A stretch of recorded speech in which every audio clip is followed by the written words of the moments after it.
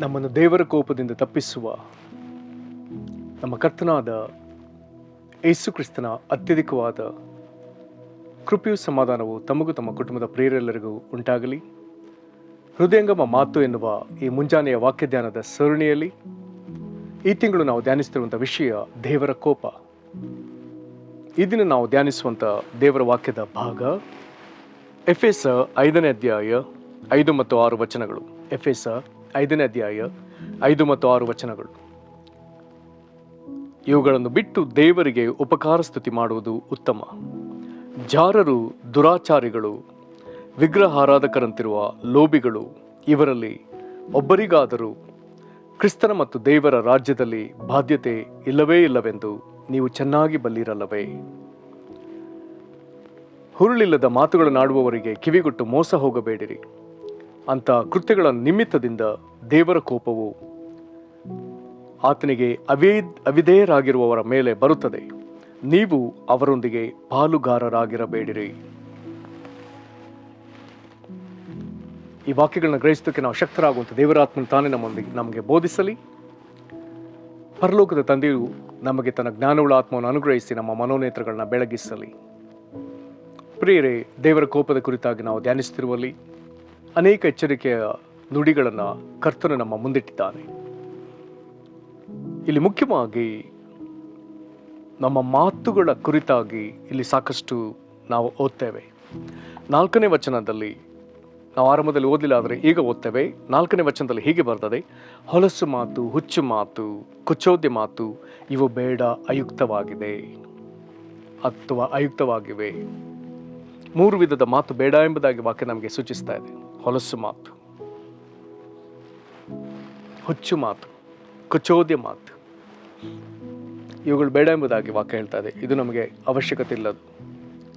ಅದನ್ನು ಬಿಟ್ಟು ನಾವು ಮಾಡಬಹುದಾದಂಥ ಉತ್ತಮ ಕಾರ್ಯ ಏನೆಂಬುದನ್ನು ಹೇಳುವಾಗ ಇವುಗಳನ್ನ ಬಿಟ್ಟು ದೇವರಿಗೆ ಉಪಕಾರ ಸ್ತುತಿ ಮಾಡುವುದು ಉತ್ತಮ. ಮತ್ತು ನಡವಳಿಕೆಯ ಮಾತುಗಳ ನಂತರ ಈಗ ನಡವಳಿಕೆ ಕುರಿತು ಬರ್ತದೆ. ಜಾರರು, ದುರಾಚಾರಿಗಳು, ವಿಗ್ರಹಾರಾಧಕರಂತಿರುವ ಲೋಭಿಗಳು ಇವರಲ್ಲಿ ಒಬ್ಬರಿಗಾದರೂ ಕ್ರಿಸ್ತನ ಮತ್ತು ದೇವರ ರಾಜ್ಯದಲ್ಲಿ ಬಾಧ್ಯತೆ ಇಲ್ಲವೇ ಇಲ್ಲವೆಂದು ನೀವು ಚೆನ್ನಾಗಿ ಬಲ್ಲಿರಲ್ಲವೇ? ಹಾಗಾದರೆ ಇಂಥ ನಡವಳಿಕೆಗೂ ಕ್ರಿಸ್ತನ ಮತ್ತು ದೇವರ ರಾಜ್ಯದಲ್ಲಿ ಯಾವ ಪಾಲುಗಾರಿಕೆ ಅಥವಾ ಬಾಧ್ಯತೆ ಇಲ್ಲವೇ ಇಲ್ಲ. ಮುಂದುವರಿದು 6ನೇ ವಚನದಲ್ಲಿ ಇನ್ನೂ ಬಹು ಗಂಭೀರವಾದ ಎಚ್ಚರಿಕೆ ಅಥವಾ ದೇವರ ಕೋಪದ ಕುರಿತಾಗಿ ಹೇಳಲಾಗಿದೆ. ಹುರುಳಿಲ್ಲದ ಮಾತುಗಳನ್ನಾಡುವವರಿಗೆ ಕಿವಿಗೊಟ್ಟು ಮೋಸ ಹೋಗಬೇಡಿರಿ. ಅಂಥ ಕೃತ್ಯಗಳ ನಿಮಿತ್ತದಿಂದ ದೇವರ ಕೋಪವು ಆತನಿಗೆ ಅವಿಧೇಯರಾಗಿರುವವರ ಮೇಲೆ ಬರುತ್ತದೆ. ನೀವು ಅವರೊಂದಿಗೆ ಪಾಲುಗಾರರಾಗಬೇಡಿರಿ. ಭಯಂಕರವಾದ ಎಚ್ಚರಿಕೆ. ಮೊದಲು ಹೇಳ್ತಾನೆ, ಹುರುಳಿಲ್ಲದ ಮಾತುಗಳು ಅಂದರೆ ಆಧಾರವಿಲ್ಲದ ಮಾತುಗಳು. ಹಾಗಾದರೆ ಆಧಾರವುಳ್ಳ ಮಾತುಗಳು ಇರುವುದಾದರೆ ಅದನ್ನು ಕೊಡುವವರು ನಮಗೆ ಬೇಕು. ನಮಗೆ ಆಧಾರ ಉಳ್ಳ ಮಾತುಗಳನ್ನು ನಾವೆಲ್ಲಿ ಪಡ್ಕೊಳ್ಳಬಹುದು ಎಂಬುದಾಗಿ ಯೋಚಿಸಿದರೆ, ದೇವರು ತಾನೇ ನುಡಿದು ತನ್ನ ಶ್ರೀಪ್ರವಾದಿಗಳ ಮುಖಾಂತರ ಅವುಗಳನ್ನ ಬರೆಸಿಟ್ಟು ನಮ್ಮ ಭಾಷೆಗಳಲ್ಲಿ ಅದು ನಮಗೆ ದೊರಕುವಂತೆ ಮಾಡಿ ನಮ್ಮ ಕೈಗೆ ಆತನು ಕೊಟ್ಟಿದ್ದಾನೆ. ಇದು ದೇವರ ನುಡಿಗಳು. ನಾವು ದೇವರ ನೀತಿಗನುಸಾರವಾಗಿ ಇಂತಿಂಥದನ್ನು ಮಾಡಬೇಕು, ಇಂತಿಂಥದನ್ನು ಮಾಡಬಾರದು ಎಂಬುದನ್ನು ದೇವರು ನಮಗೆ ಸ್ಪಷ್ಟವಾಗಿ ಇವುಗಳನ್ನ ಲಿಖಿತ ರೂಪದಲ್ಲಿ, ತಾನು ನುಡಿದದನ್ನು ಲಿಖಿತ ರೂಪದಲ್ಲಿ ನಮ್ಮ ಕೈಗೆ ಕೊಟ್ಟಿದ್ದಾನೆ. It's A document. ಹಾಗಾದರೆ ಇದು ನಮಗೆ ಆಧಾರ ಸಹಿತವಾದ ದೇವರ ನುಡಿಗಳು. ಹಾಗಾದರೆ ಇವುಗಳನ್ನ ಬಿಟ್ಟು ಹುರುಳಿಲ್ಲದ ಮಾತುಗಳಿಗೆ ಕಿವಿಗೊಟ್ಟು ಮೋಸ ಹೋಗಬೇಡ್ರಿ ಎಂಬುದಾಗಿ ಹೇಳ್ತಾನೆ.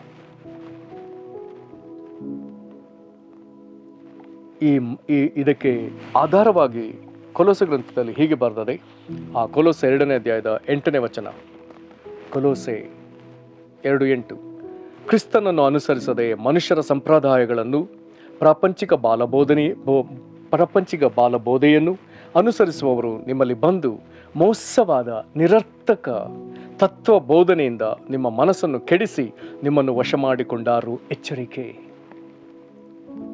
ಸುವಾರ್ತೆಯು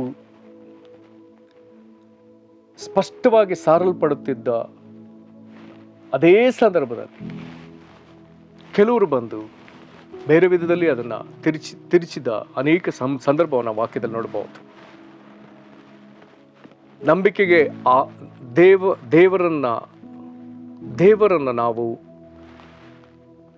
ಸಂಪಾದಿಸಿಕೊಳ್ಳುವುದಕ್ಕೆ ಅಥವಾ ಓಲೈಸಿಕೊಳ್ಳುವುದಕ್ಕೆ ಅಥವಾ ದೇವರ ಐಕ್ಯತೆಗೆ ನಾವು ಬರಲಿಕ್ಕೆ ದೇವರು ನಮಗೆ ನಂಬಿಕೆಯಿಂದ ಎಂಬುದಾಗಿ ಅದನ್ನು ಹೇಳ್ತಾನೆ. ದೇವರು ಮಾಡಿದ ಕಾರ್ಯವನ್ನು ನಂಬುವುದರಿಂದ ಎಂಬುದಾಗಿ ಹೇಳ್ತಾನೆ. ಆದರೆ ಕೆಲವರು ಬಂದು ಅದಕ್ಕೆ ವಿರುದ್ಧವಾಗಿ ಅವುಗಳಿಗೆ ನಾವು ಇಂತಿಂಥದನ್ನು ಮಾಡಬೇಕೆಂಬುದಾಗಿ ಕರ್ಮ ಮಾರ್ಗವನ್ನು ಬೋಧಿಸಿದ್ದಾರೆ. ದೇವರು ನಮಗೆ ವಿಶ್ವಾಸ ಮಾರ್ಗವನ್ನು ಕಲಿಸ್ತಿರುವಾಗ ಕೆಲವರು ಬಂದು ಇದು ಹಾಗಲ್ಲ, ಇದನ್ನು ಇಂತಿಂಥ ಕರ್ಮಾಚಾರಗಳು, ಇಂತಿಂಥ ನಾನಾ ವಿಧವಾದ ಆಚಾರ ವಿಚಾರಗಳು ಇವುಗಳನ್ನ ಮಾಡಬೇಕೆಂಬುದಾಗಿ ಆ ದಿನಗಳಲ್ಲಿ ಬೋಧಿಸ್ತಿರುವಾಗ ಅದನ್ನು ಎಚ್ಚರಿಸಿ ಆತನು ಇಲ್ಲಿ ಬರೀತಿರುವಂಥ ಮಾತು, ಕ್ರಿಸ್ತನನ್ನು ಅನುಸರಿಸದೆ ಮನುಷ್ಯರ ಸಂಪ್ರದಾಯಗಳನ್ನು ಪ್ರಾಪಂಚಿಕ ಬಾಲಬೋಧೆಯನ್ನು ಅನುಸರಿಸುವವರು ನಿಮ್ಮಲ್ಲಿ ಬಂದು, ಹಾಗೆ ನೀವು ಅದು ಸರಿಯಾದದನ್ನು ದೇವರಿಂದ ಹೊಂದಿಕೊಂಡು ಅದನ್ನು ಅನುಸರಿಸ್ತಿರುವಾಗ ಮತ್ತೆ ಕೆಲವರು ಬಂದು ಬಹಳ ಸೊಗಸಾದ ಮಾತುಗಳಿಂದ, ಒಳ್ಳೊಳ್ಳೆಯ ಪದಗಳಿಂದ, ಬಹಳ ಸುವರ್ತನೆಯೋ ಎಂಬಂತೆ ಒಳ್ಳೆಯ ನಡಾವಳಿಕೆನ ತೋರಿಸುವವರಾಗಿ, ವಿವಿಧ ಭಾವನೆಗಳಲ್ಲಿ ತಮ್ಮ ಮುಖಗಳನ್ನ ತೋರ್ಪಡಿಸುವವರಾಗಿ, ಅವರು ಮೋಸಕರವಾದ ನಿರರ್ಥಕ ತತ್ವಬೋಧನೆಯಿಂದ ನಿಮ್ಮ ಮನಸ್ಸನ್ನು ಕೆಡಿಸಿ ನಿಮ್ಮನ್ನು ವಶ ಮಾಡಿಕೊಂಡಾರು ಎಚ್ಚರಿಕೆ ಎಂಬುದಾಗಿ ಹೇಳ್ತಿದ್ದಾರೆ. ಹೊಳ್ಳೆದ ಮಾತುಗಳು, ಆಧಾರವಿಲ್ಲದ ಮಾತುಗಳು, ತಮ್ಮದೇ ಕಲ್ಪಿತ ಮಾತುಗಳು, ದೇವರಿಂದ ಅನುಮೋದನೆ ಇಲ್ಲದ ಮಾತುಗಳು, ದೇವರು ನುಡಿಯದೇ ಇರುವ ಮಾತುಗಳು, ಇವುಗಳನ್ನ ತಂದು ಜನರನ್ನು ವಂಚಿಸಿ ಮೋಸಪಡಿಸುವುದರ ವಿರುದ್ಧವಾಗಿ ಅಲ್ಲಿ ಎಚ್ಚರಿಸ್ತಿದ್ದಾನೆ. ಹಾಗಾದರೆ ಇಲ್ಲ ತನ್ನ ಹೇಳ್ತಿದ್ದಾನೆ ಎಫೆಸ 5:6 ಹುರುಳಿಲ್ಲದ ಮಾತುಗಳನ್ನಾಡುವವರಿಗೆ ಕಿವಿಗೊಟ್ಟು ಮೋಸ ಹೋಗಬೇಡಿರಿ. ಅಂಥ ಕೃತ್ಯಗಳ ನಿಮಿತ್ತದಿಂದ ದೇವರ ಕೋಪವು ಆತನಿಗೆ ಅವಿಧೇಯರಾಗುವವರ ಮೇಲೆ ಬರುತ್ತದೆ. ಹಾಗಾದರೆ ಯಾರ್ಯಾರು ದೇವರಿಗೆ ಅವಿಧೇಯರಾಗುತ್ತಾರೋ ಅವರ ಮೇಲೆ ದೇವರ ಕೋಪವು ಬರುತ್ತದೆ. ತಿರುಗಿ ನನ್ನೆಂದು ನೋಡಿದ ವಾಕ್ಯದ ಹಾಗೆ ಅಲ್ಲಿ ಬರಬಹುದು ಎನ್ನುವಂಥ ಮಾತು ಇಲ್ಲಿ ಇಲ್ಲವೇ ಇಲ್ಲ. ಒಂದು ವೇಳೆ ಬರಬಹುದು, ಅಂಥದ್ದು ಯಾವುದೂ ಇಲ್ಲವೇ ಇಲ್ಲ. ನೇರವಾಗಿ ಬರುತ್ತದೆ, ಅಲ್ಲಿಗೆ ಕಡ್ಡಾಯವಾಗಿ ಬರ್ತದೆ. ದೇವರ ವಾಕ್ಯಕ್ಕೆ ಮೀರಿ ಆಧಾರವಿಲ್ಲದ ಮಾತುಗಳನ್ನ ಮಾತನಾಡ್ತಿದ್ರೆ ಅಲ್ಲಿ ದೇವರ ಕೋಪ ಬರ್ತದೆ ಎಂಬುದಾಗಿ ಹೇಳ್ತಾನೆ. ಹಾಗಾಗಿ ನಮಗೆ ಒಂದು ಎಚ್ಚರಿಕೆ ಕೊಡ್ತಾನೆ, ನೀವು ಅವರೊಂದಿಗೆ ಪಾಲುಗಾರರಾಗಬೇಡ್ರಿ. 4ನೇ ವಚನದಲ್ಲಿ ಅನೇಕ ವಿಧದ ವ್ಯರ್ಥ ಮಾತುಗಳು ಬೇಡ. 5ನೇ ವಚನದಲ್ಲಿ ದೇವರಿಗೆ ಉಪಕಾರ ಸ್ತುತಿ ಮಾಡುವುದು ಉತ್ತಮ. ನಡವಳಿಕೆಯಲ್ಲಿ ಜಾರರು, ದುರಾಚಾರಿಗಳು, ವಿಗ್ರಹ ಆರಾಧಕರಂತಿರುವ ಲೋಭಿಗಳು, ಇವರಲ್ಲಿ ಯಾರಿಗೂ ಕ್ರಿಸ್ತನ ಮತ್ತು ದೇವರ ರಾಜ್ಯದಲ್ಲಿ ಪಾಲುಗಾರಿಕೆ ಬಾಧ್ಯತೆ ಇಲ್ಲವೇ ಇಲ್ಲ. ಆದ್ದರಿಂದ ಹುರುಳಿಲ್ಲದ ಮಾತುಗಳಿಗೆ ಹೋಗಬೇಡ್ರಿ, ಅದಕ್ಕೆ ಕಿವಿ ಕೊಡಲೇಬೇಡ್ರಿ, ಕಿವಿಗೊಟ್ಟು ಮೋಸ ಹೋಗಬೇಡ್ರಿ ಎಂಬುದಾಗಿ ಎಚ್ಚರಿಸ್ತಾನೆ. ಇಂಥ ಕೃತ್ಯಗಳನ್ನು ನಡೆಸೋರ ಮೇಲೆ, ಇಂಥ ವಿಧೇಯರ ಮೇಲೆ ದೇವರ ಕೋಪವು ಬಂದೇ ಬರ್ತದೆ ಎಂಬುದಾಗಿ ಹೇಳ್ತಿದ್ದಾನೆ.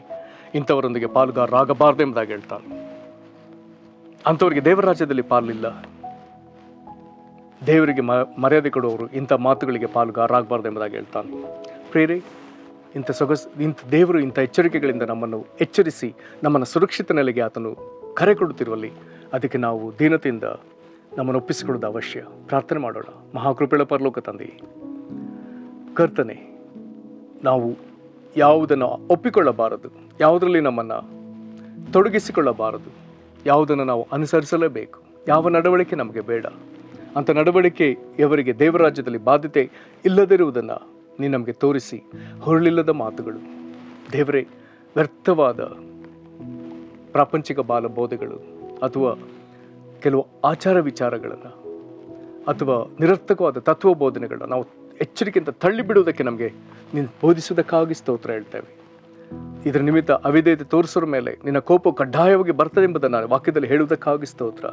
ಇಂಥವ್ರ ಸಂಗಡ ನಾವು ಪಾಲುಗಾರರಾಗಬಾರ್ದು ಎಂಬುದಾಗಿ ಹೇಳ್ತಿದ್ದೀವಿ. ದೇವರೇ, ಎಲ್ಲ ವಿಷಯಗಳಲ್ಲಿ ನಾವು ಜಾಗೃತರಾಗುವಂತೆ ನಮ್ಮನ್ನು ದಯಮಾಡಿ ಎಚ್ಚರಿಸು.